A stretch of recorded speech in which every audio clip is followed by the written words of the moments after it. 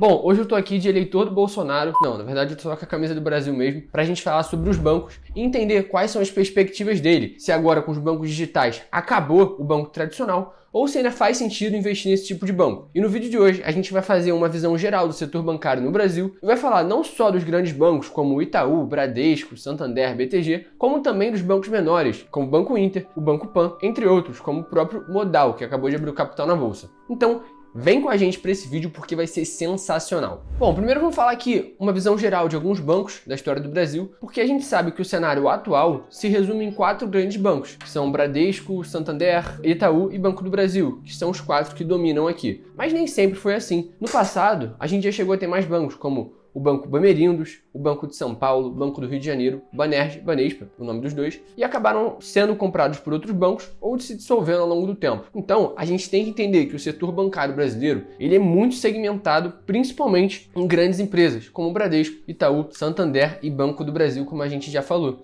E nos últimos anos, a gente está vendo aí o crescimento das fintechs, dos bancos digitais, como uma ameaça a esse sistema. E é disso que a gente vai falar. Primeiro, a gente tem que entender as tendências e o que realmente funciona. A gente vê sim que tem uma tendência mais futuro para focar nos bancos digitais, nos serviços prestados por meio da internet e aplicativos. Porque isso, de certa forma, facilita todo o processo. Porque imagina só aquela dor de cabeça de ir na agência, ir lá no banco, o gerente chato, quer te vender produto caro. Enfim, todo mundo conhece essa dor de cabeça. Mas a gente sabe que muita gente no Brasil não tem nem conta bancária. Então, antes mesmo da gente pensar num banco digital, vamos pensar na construção macroeconômica do Brasil, onde grande parte das pessoas nem tem acesso a um cartão de crédito. Ainda tem sim um grande mercado para se desenvolver. Eu acho totalmente errôneo quando o cara vai lá e fala: eu acredito nos bancos digitais porque ninguém quer mais ir na agência. Claro que vai. Vai na agência do seu bairro para você ver se ela não está lotada de idoso, de pessoas sem informação. E é isso que a gente ainda tem, um potencial absurdo para os grandes bancos ganharem dinheiro. E não é à toa que todos eles tiveram um resultado absurdamente bom no último trimestre e tiveram resultados aí de recorde até nos lucros, o que mostra que tem sim para onde eles crescerem e os bancos digitais também. Não é um mercado segmentado que todo mundo já conhece para onde tem para se expandir. Tem um Brasil enorme, precisando de cartão de crédito, de atendimento, de carinho, às vezes, porque o cara vai lá na agência e tem um bom atendimento. E é sobre isso que se tratam os grandes bancos também. Porque geralmente a gente tem uma atenção maior, por mais que nem sempre o atendimento seja muito bom, né? Bom, eu separei aqui alguns bancos que a gente vai falar ao longo do vídeo e provavelmente você tem conta em algum. E pra gente fazer aqui uma mini pesquisa, comenta aqui embaixo qual desses bancos você já investe ou você tem a sua conta lá, tá? Banco Inter, Banco Pan, Banco Original, Banco Next, Banco Modal e a própria XP, que são da nova economia.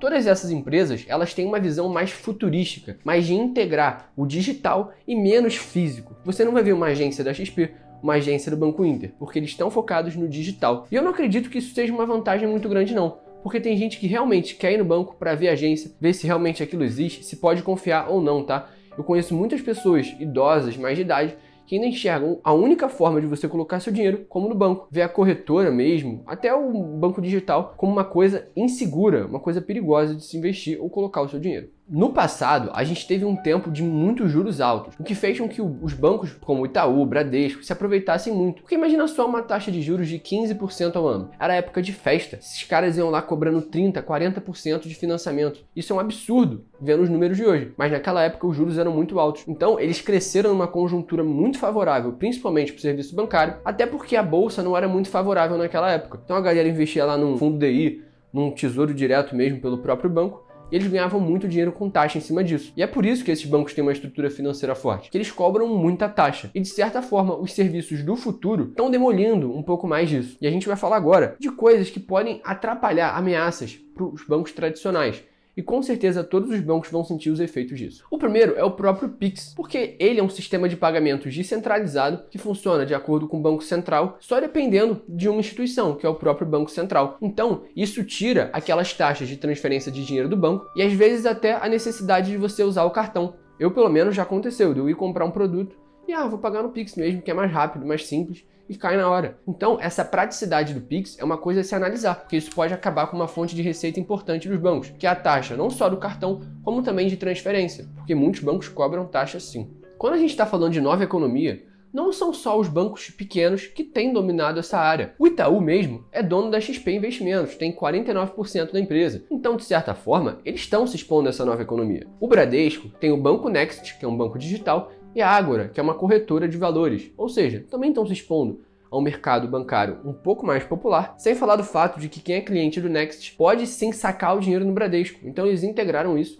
que eu acho muito inteligente da parte lá dos gestores do banco. E a gente também vê o surgimento de muitas financeiras pequenas, como o próprio PicPay da vida, porque lá você coloca o seu dinheiro para pagar algumas coisas e simplifica assim o processo. O Nubank também é outra plataforma financeira muito interessante em termos de números, que inclusive recebeu uma rodada de investimento da Berkshire Hathaway, uma das maiores empresas do mundo. Então com certeza vale a pena a gente ficar de olho nesse mercado. E agora a gente vai dar uma analisada nos lucros dos bancos e no sistema deles atualmente para ver como que eles estão performando. Aqui a gente está no site de relações com investidores do Itaú. Eu vou abrir aqui rapidinho a apresentação deles, tá? Basicamente, no último trimestre, eles conseguiram aumentar bastante o crédito pessoal, ou seja, conseguiram emprestar mais dinheiro. E se você for olhar isso aqui tudo com calma, eles conseguiram emprestar mais dinheiro e óbvio que isso aumenta as receitas do banco. Então, a margem financeira do banco também conseguiu se manter lateralizada.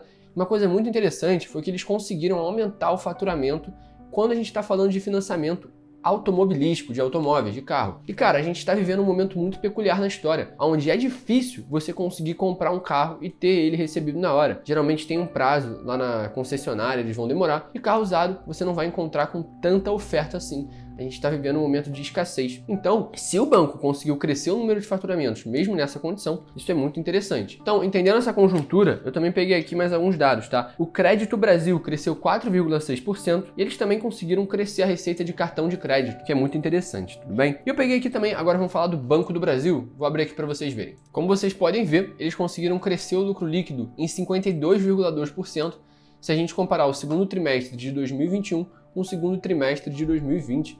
Ou seja, uma parada absurda, tá?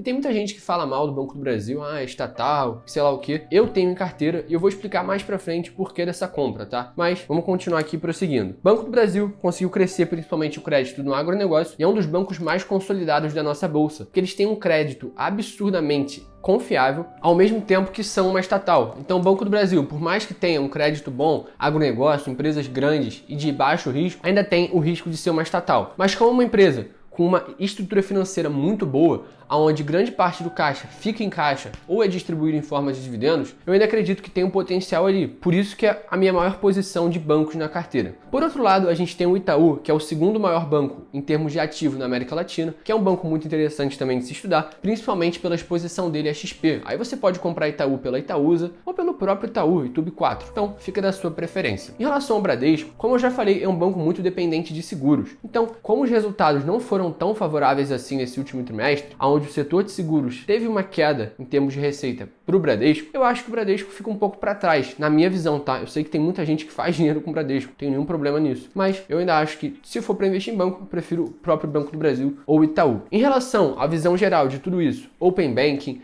bancos digitais, Pix e essa toda modernização do setor, acho que todos vão se beneficiar, porque a gente ainda tem o Financial Deepening, um movimento de penetração do setor financeiro na sociedade muito grande. Por quê? Muita gente, como eu falei, não tem acesso a uma conta bancária, não tem acesso a um empréstimo e coisas do tipo. Então esses bancos ainda têm muito para onde se expandir. E numa eventual retomada econômica forte mesmo no Brasil, que a gente ainda não viu acontecer, esses bancos podem subir mais ainda. Então eu acho que sim, o setor financeiro brasileiro tem muito para onde crescer. E se você quer ganhar dinheiro, você tem que ter banco na sua carteira. Até porque agora os juros estão voltando a subir. Isso pode beneficiar esses bancos indiretamente ou diretamente. Então é bom sempre ficar de olho. Em relação aos outros bancos, como BTG, Banco Pan, Banco Inter, Banco Modal, eu acho que a melhor oportunidade de todas, em termos só de olhar para a empresa, seria o BTG, porque eu acredito que esse banco tem muito potencial. Isso porque eles são o maior banco de investimentos da América Latina e também são donos do Banco Pan e da Empíricos, que é uma empresa de mercado financeiro, é uma casa de análise, certo? Então vamos pensar, se eles têm uma casa de análise, uma corretora e um banco, eles têm tudo que uma empresa do setor financeiro precisa ter. Só faltou seguro. Então, o Banco BTG tem um potencial grande, na minha visão, de crescer aqui no Brasil. Isso porque ele não tem uma penetração tão grande quanto a gente pensa, ainda tem muito para onde crescer, tudo bem? Então, eu acredito que todos os bancos vão se beneficiar em uma eventual retomada, até porque cada vez mais pessoas abrem contas e esses bancos digitais ainda não me convencem tanto assim. E é complexo você entender o preço justo de um banco digital, então eu ainda sou um pouco cético com eles. Na minha visão, a melhor forma de você investir em um banco digital é tendo a velha economia te lastreando, como por exemplo, comprando o Itaú, que é dono de parte da XP, comprando o BTG, que é dono de parte do Banco Pan, comprando um grande banco que tem um pequenininho ali nos seus braços, porque eu acho que os grandes ainda vão dominar esse mercado. E bem ou mal, eles ainda têm uma fonte de receita mais diversificada, que é a taxa. Então, eu ainda acredito que eles são grandes fortalezas. Então, agora a gente vai fazer uma dinâmica, onde eu vou falar de cada banco, sua característica, o que eu acho, para terminar o vídeo aqui e a gente finalizar com chave de ouro. Bom, primeiro, Banco do Brasil foi o que a gente já falou aqui. Estatal, descontada, porém arriscada, porque tem uma série de riscos tão invisíveis ali que a gente não sabe precificar, como uma possível mudança de governo, estabilidade política e coisas do tipo. Depois disso, a gente tem o Itaú, que é um banco muito sólido e o segundo maior da América Latina, só perdendo para o Banco do Brasil. Em termos financeiros, é um banco sólido, não tanto quanto o Banco do Brasil, mas tem uma carteira de crédito muito boa. Isso porque ele consegue fazer financiamentos para veículos, financiamentos para compra de casa e principalmente vender outros produtos, como vender um produtinho de poupança aqui, depois um fundo aqui, outro fundo ali. Isso é muito bom quando a gente está falando do fundo pro banco. Pro investidor é uma merda. Você já sabe disso, vou ser sincero aqui contigo, porque é uma porcaria. Então, depois disso, a gente tem o Bradesco, que depende muito do setor de seguros, mas é um banco muito bom também. É um banco que ganha muito dinheiro em intermediação financeira quando a gente está falando de pegar dinheiro dos seguros e investir. Partindo agora para os bancos mais moderninhos, a gente iria para o BTG, que para mim é o melhor banco do Brasil quando a gente está falando de serviço e produto, tá? Eu não invisto no BTG, mas com certeza eu acredito que é uma empresa com muito potencial, porque eles têm uma base de clientes boa, uma base de estrutura, de produtos e também de serviços muito bons, como desde a Empíricos até o banquinho digital do Banco Pan. Agora um overview sobre os bancos digitais, Banco Pan, Banco Inter, Banco Seu José. Eu acredito que esses bancos têm sim um potencial de se tornarem mainstream, ou seja, um banco mais usado, mais falado. Mas antes disso, eles ainda têm que passar por um grande processo de validação, de realmente o público aderir a esses bancos. E a expansão desses bancos vai ser lenta. Por quê? Vamos pensar aqui que você tem 15 milhões de reais. Se você tem um patrimônio de 15 milhões, você prefere botar no Itaú ou no Banco Inter? A resposta, na minha opinião, seria Itaú, porque eu prefiro meu dinheiro numa instituição financeira grande que eu conheço do que num banquinho que eu ainda não conheço, não tem uma agência no meu bairro para eu não conhecer. Então, a questão é essa. Para eu abrir conta no Banco Inter, eu não pago um centavo. Para eu abrir conta no Itaú, vai ser pago, vai ser com uma taxa, então tem um filtro. E bem ou mal, isso tem uma base de clientes mais qualificada. Quando a gente está falando do lado empresarial, isso é muito melhor para o Itaú do que para o Banco Inter, porque qualquer pessoa cria uma conta lá e deixa ela parada sem um centavo, então é muito perigoso. Mas ao mesmo tempo, o Banco Inter tem serviços para atrair quem é novo, como por exemplo, colocar um shopping lá dentro, um seguro de vida, um cashback se você comprar um celular pela conta deles. Isso também é interessante. Tem os prós e contras, então você tem que saber encontrar o seu Ikigai, que você acredita para o futuro, que mescla com tudo isso que a gente falou. O Banco Modal, para mim, é um banco caro, eu não compraria a ação desse banco, porque é uma empresa bem mediana, eu acredito que tem potencial no próprio Itaú ou na XP, ao invés de comprar o Banco Modal. A gente também tem outros cases, como o do próprio Banco Pan, mas eu preferiria me expor pelo Banco Pactual. E a gente também tem aqueles banquinhos menores como o ABC Brasil, Banco da Amazônia, Banco do Sergipe. Eu acho que esses bancos estão baratos. Inclusive, o Banco da Amazônia e o Banco do Sergipe são empresas que eu tenho na minha carteira.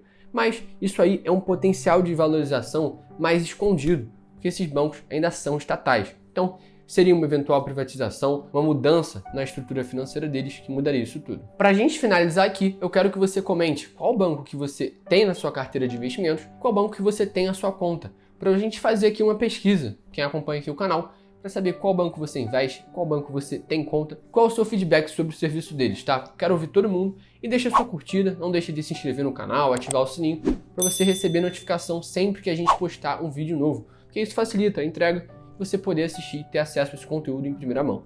Vejo vocês no próximo vídeo. Até lá, para falar mais de dinheiro, finanças e o que você precisa para ganhar mais grana. Fui!